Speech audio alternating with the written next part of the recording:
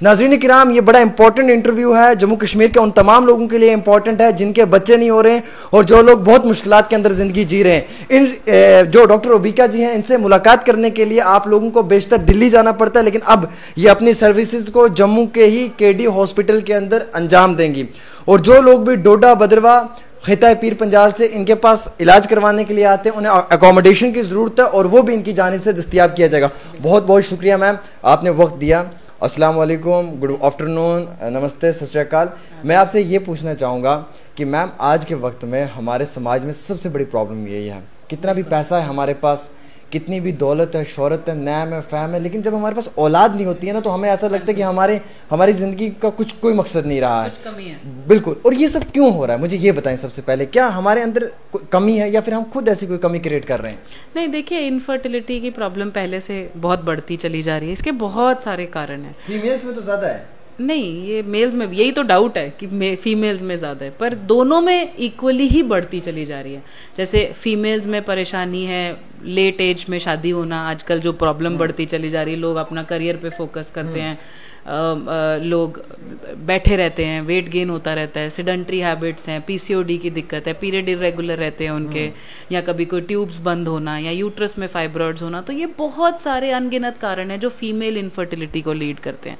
पर अब जो बढ़ते चले जा रहे हैं, जो लेटेस्ट देखे गए हैं, वो ये है कि फीमेल्स में स्मोकिंग की प्रॉब्लम होना, मेल्स में स्मोकिंग की प्रॉब्लम होना, बहुत सारे जिम के प्रोडक्ट यूज़ करना, ये सारे कारण से भी इनफर्टिलिटी देखी गई है। मैम, स्मोकिंग बड़ी इंपॉर्टेंट चीज़ आपने की है। आज के माशरे में तो हर नौजवान सिगरेट का नशा कर रहा है, इवन की लड़कियां भी कर रही हैं, हम खुद देख रहे हैं, हुक्का वगैरह पीती हैं, क्योंकि ये ट्रेंड ऐसा बन चुका है।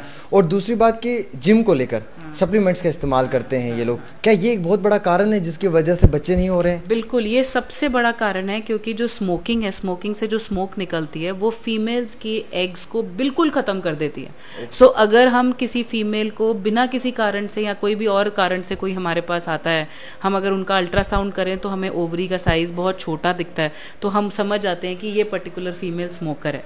और स्मोकिंग सबसे ज़्यादा डिट्रीमेंटल है, मीन सबसे ज़्यादा प्रॉब्लम कॉज करती है फीमेल इनफर्टिलिटी में और मेल, दोनों में बहुत करती है, पर फीमेल्स में तो ये वर्स्ट है। और जो ये जिम के जो हम देखते हैं, कोई भी प्रोडक्ट, कोई भी दवाइयाँ, कैप्सूल ले रहा है, इसमें टेस्टोस्टेरोन होता है, जिससे आपके स्पर्म के बनने की कैपेसिटी, स्पर्म की क्वालिटी ये और कम होती चली जाती है। और हम ट्रीटमेंट जब करते भी हैं, वो भी वापस क्वालिटी वहाँ तक मेंटेन नहीं हो पाती। मैम, एक चीज़ मैंने ये पीछे पोस्टर पे देखी, बहुत खूबसूरत सी चीज़ है कि 2 बच्चे हैं, ट्विन प्रेगनेंसी, तो इसके हवाले से मुझे ये बताएं कि ये क्या है? तो ट्विन प्रेगनेंसी आईवीएफ बेबीज हैं, दोनों बॉय और गर्ल हैं। हम लोगों को मैम डाउट रहता है कि हमारी औलाद नहीं है, हमारे बच्चे नहीं है, ऐसा हमें लगता है। नहीं, ऐसा बिल्कुल भी नहीं है। यही सबसे बड़ा मिथ है कि आईवीएफ से जो बेबी होता है वो अपना नहीं होता। आईवीएफ से बेबी अपना होता है, लेकिन बनाने का तरीका डिफरेंट है। सिर्फ जो नेचुरल प्रेगनेंसी है वो नॉर्मली प्रेगनेंसी होती है। आईवीएफ में डॉक्टर की मदद से एग और स्पर्म मिलता है, प्रेग्नेंट बेबी होता है, बेबी वापस यूट्रस में डाला जाता है, पर बेबी तो उन्हीं दोनों का होता है। तो ये जो डाउट है वो बिल्कुल निकाल देना चाहिए कि बेबी आपका अपना नहीं है। बट हाँ, अगर किसी का जैसे स्पर्म निल है या किसी का एग नहीं है, तो फिर हम पेशेंट से कंसेंट लेते हैं, पेशेंट को बताते हैं कि देखो ये आपका ट्रीटमेंट है, ये ट्रीटमेंट से आपको बच्चा हो सकता है। अगर एग और स्पर्म नहीं बन रहे तो हम बना नहीं सकते, तो हमारे पास ये एक ऐसा ऑल्टरनेटिव ट्रीटमेंट है जिससे आपको बेबी हो सकता है। अगर आप एक्सेप्ट करते हो, उनके कंसेंट से ही ये ट्रीटमेंट किया जाता है। हाँ मैम, सबसे बड़ी चीज़ ये रहती है कि इक्विपमेंट्स, हम एडवांस टेक्नोलॉजी पे बिलीव करते हैं आज के टाइम में। एडवांस टेक्नोलॉजी के हवाले से आप बताएं थोड़ा सा, क्या है, और इक्विपमेंट्स के हवाले से बताएं। जो हमारा सेंटर है उसमें सारे के सारे इक्विपमेंट्स जो टेस्ट ट्यूब बेबी के लिए रिक्वायर्ड होते हैं, वो हमारे पास जम्मू में ही अवेलेबल हैं। बिल्कुल एडवांस्ड ट्रीटमेंट या एडवांस्ड इंस्ट्रूमेंट्स जो हैं वो हमारे पास हैं, जिसमें इक्सी आती है, या हमारे पास जो अभी लेटेस्ट हमने इक्विपमेंट लिया है वो एआई सीमेन एनालाइज़र का है, जिसमें हम स्पर्म की जो रिपोर्ट्स हैं वो हम वीडियो रिपोर्ट्स देते हैं, जिसमें हम पेशेंट को ये तक बता पाते हैं कि देखो आपका स्पर्म काउंट कैसा है, इसकी क्वालिटी कैसी है। क्योंकि मैंने जेएनके में देखा है कि जैसे अभी एक WHO की रिपोर्ट भी आई जिसमें जेएनके ये बोला गया है कि जेएनके में सबसे ज़्यादा इनफर्टिलिटी के केसेस हैं।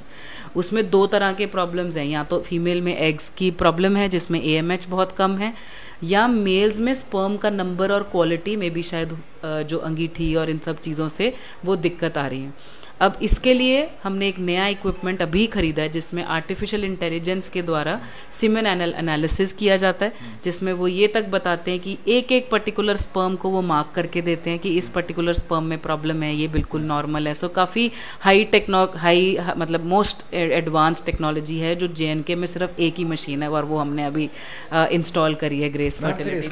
इसका मकसद है कि हमें दिल्ली जाने की ज़रूरत नहीं है। नहीं, वहाँ तो जाने की बिल्कुल ज़रूरत नहीं है। सारा का सारा ट्रीटमेंट जो है वो जम्मू में ही किया जाता है। बट हमने जब ये जम्मू में ट्रीटमेंट स्टार्ट किया, हमने बहुत पेशेंट्स डोडा, किश्तवाड़ इन सब एरिया से किए, तो हमने ये रियलाइज़ किया कि पेशेंट्स को रहने की दिक्कत आती है। तो हमें लगा कि कैसे इनका एक्सपीरियंस बेटर किया जाए, किस तरीके से इनकी और मदद की जाए। तो हमने अब यहाँ पर अपने रेस्ट हाउसेस भी बनाए हैं। तो अगर आप दूर रहते हैं, आपको यहाँ पे रहने की दिक्कत नहीं आएगी, फ्री ऑफ कॉस्ट अकोमोडेशन मिलेगी और जो ट्रीटमेंट है वो बेस्ट हाथों में और बेस्ट इक्विपमेंट के साथ तो किया ही जाएगा जम्मू में। मैम, आप क्या मैसेज देना चाहेंगे जितनी भी ख़वातीन इस वक्त आपको सुन रही हैं कई सारे मुख्तलिफ इलाकों से, डिस्ट्रिक्ट से, आपकी जानिब से क्या रिक्वेस्ट रहेगी? सो मेरी रिक्वेस्ट सिर्फ यही रहती है कि इनफर्टिलिटी की जो परेशानी है वो एक ऐसी परेशानी है जिसको बिल्कुल सिंपल तरीके से देखा जाए। जैसे इनफर्टिलिटी के जो कपल्स होते हैं वो बेचारे परेशान रहते हैं, घर में बैठे रहते हैं, किसी से बात नहीं करते, फैमिली दोस्त सिक्लूडेड से हो जाते हैं, स्ट्रेस आ जाता है ना माइंड पे, स्ट्रेस आ जाता है और स्ट्रेस भी और शर्माते हैं। तो मेरा सबसे यही मैसेज है कि शर्माने की ज़रूरत नहीं है। जैसे किडनी में स्टोन होना, गॉल ब्लैडर में स्टोन होना या सिंपल हार्ट की प्रॉब्लम होना, बॉडी की कोई भी प्रॉब्लम होना, ये भी किसी भी तरह की सिंपल प्रॉब्लम की तरह ही लिया जाए और इसको नॉर्मलाइज किया जाए और कपल को इतना कंफर्टेबल कराया जाए कि देखो ये प्रॉब्लम ऐसी है, ठीक है, आपको ये प्रॉब्लम हुई है, पर इसके टेक्नोलॉजी ने, साइंस ने, राइट तरह की गाइडेंस ने आपको सोल्यूशन भी प्रोवाइड किया है। पर सबसे पहला स्टेप आपका है कि आप उठ के राइट टाइम पे डॉक्टर से मिलें, राइट तरह का ट्रीटमेंट ऑप्ट करें। ज़रूरी नहीं आपको IVF की ही ज़रूरत पड़ेगी, आपको बेसिक ट्रीटमेंट से भी हो सकता है। पर हाँ, अगर बहुत टाइम लगा देंगे, 20-20 साल हो जाएंगे शादी में, तो डॉक्टर भी क्या करेगा? देखो, डॉक्टर को भी फिर बड़ा ट्रीटमेंट करना पड़ेगा। हाँ मैम, एक बड़ी चीज़ हमने ये भी देखी है समाज के अंदर कि जब ऐसे केसेस पेश आते हैं तो जो मर्द होते हैं ना वो ज़्यादा कसूर लड़कियों पे कर देते हैं कि हाँ जी मेरी बीवी ऐसी है, डाइवोर्स हो जाते हैं, डिस्प्यूट शुरू हो जाते हैं। इवन ये ज़रूरी नहीं कि औरत में ही कमी हो सकती है, मर्द में भी हो सकती है, दोनों में हो सकती है, इकट्ठे भी हो सकती है, मेल्स में भी हो सकती है। तो इसको बड़ा नॉर्मल तरीके से देखना चाहिए, किसी पे इल्ज़ाम ना लगा के। बेहतर ये है कि एज अ कपल टूट जाते हैं, डाइवोर्स, हाँ, एज अ कपल इसको ट्रीट कराएं। दिक्कत है किसी में भी हो सकती है, हस्बैंड में भी हो सकती है, वाइफ में भी हो सकती है। एक चीज़ और भी जहन में आ रही है कि पॉकेट पे कितना असर करेगा, कितना पैसा इन्वेस्ट करना पड़ेगा, न जाने कितना बड़ा इलाज है। तो उस हवाले से आप थोड़ा सा बताएं। देखो, IVF का जो कॉस्ट आता है वो तकरीबन 80,000 से लेके 1.5 से 2 लाख के बीच में आता है। अब आप मुझसे पूछ सकते हैं कि डॉक्टर साहब इतना ज़्यादा महंगा क्यों है ये इलाज, मतलब इसकी इतनी कॉस्ट क्यों है? इसकी कॉस्ट इसलिए है क्योंकि एक तो जो ये पूरा ट्रीटमेंट है ये कुछ डिपेंडेंट है मेडिसिन्स के ऊपर। सो जैसे हमें इंजेक्शन लगाने पड़ते हैं, इंजेक्शंस की कॉस्ट होती है। फिर आप सोचो अगर हमने किसी एक एम्ब्रियो को, मीन्स बेबी को बाहर तैयार करना है तो वो ऐसे ही हवा में तो तैयार नहीं हो जाएगा, उसके लिए बड़े इक्विपमेंट ज़रूरत होती है।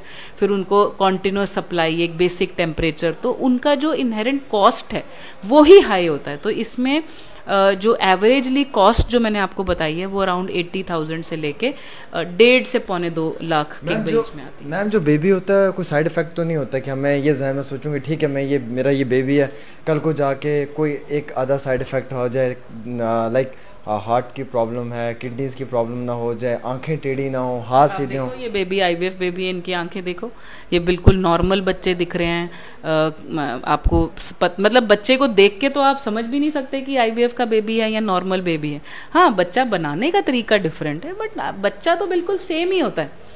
और ऐसी हमने तो कोई प्रॉब्लम अभी तक देखी नहीं कि रादर लोग खुश बहुत होते हैं जिनके इतने 10 साल 20 साल शादी को हो जाते हैं, उनके घर में बच्चा नहीं होता। इस टेक्नोलॉजी ने उनके घरों में खुशियां दी, उनके घरों को पूरा किया, फैमिली खुश होती हैं। बहुत हमारे को भी बहुत अच्छा लगता है। तो IVF को मतलब ऐसा ना देख के मुझे लगता है बहुत पॉजिटिव तरीके से लोगों को अपनाना चाहिए उसको।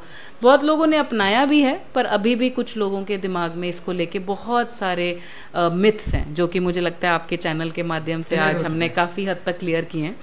बिल्कुल, हमारे साथ बातचीत करने के लिए काबिल तरीन डॉक्टर हैं डॉक्टर रुबीना जी, जिन्होंने इस इंटरव्यू में बहुत सारी चीज़ें क्लियर की हैं। सबसे इंपॉर्टेंट चीज़ ये रहती है ना कि हमारे जहन में कि हाँ जी ठीक है, मैं कॉस्ट इन्वेस्ट कर रहा हूँ, पैसा लगा रहा हूँ, एक बेबी ला रहा हूँ, मालूम नहीं ये मेरा है या नहीं है। बट देखिए, इन्होंने जो चीज़ें क्लियर की हैं वो सबसे इंपॉर्टेंट है कि वो आप ही का बच्चा है और आपकी बीवी का, आपकी शरीक हयात का है, जिससे आपने शादी करके घर पे लाया। बट खैर कुछ रीजंस की वजह से आपका वैसे नहीं हो पाया जैसे कॉमन होता है, और ये दूसरे तरीके से हुआ, बट ये आपका ही बच्चा है। और इम्पॉर्टेंट चीज़ तो ये है कि मैडम जम्मू में अपनी सर्विसेज दे रही हैं, यकीनन तौर पे आपको आना चाहिए, इनसे मुलाकात करनी चाहिए और जितना भी आपकी क्वायरीज़ हैं वो क्लियर करनी चाहिए। मैं दिए हुए नंबरात पे भी आप रब्ता कर सकते हैं, जो यहाँ पे कॉन्टैक्ट नंबर आपको स्क्रीन पे दिख रहा होगा। और रिज़ल्ट जो है वो 100% सबसे बेहतरीन मुहैया किया जाता है इनकी जानिब से। फ़िलहाल इस एक्सक्लूसिव प्रोग्राम को अगर आप सुन रहे हैं तो शेयर ज़रूर करें, वो इसलिए क्योंकि 10 लोगों तक और पहुँचना चाहिए। शायद आज एक परेशान बहन घर पर इसी मुसीबत में होगी कि मेरा बच्चा क्यों नहीं हो रहा है। आज इस इंटरव्यू के बाद उसे मोटिवेशन मिलेगी और मे भी 1 साल के बाद उसकी गोद में उसका बच्चा हो। तो यकीन माने कि ये इंटरव्यू उन लोगों के लिए भी बड़ा अहमियत रखता है। फिलहाल के तौर पे आप दीजिएगा अपने मेज़बान को इजाज़त। देखते रहें खास प्रोग्राम आमिर सोहेल के साथ। अल्लाह हाफिज़।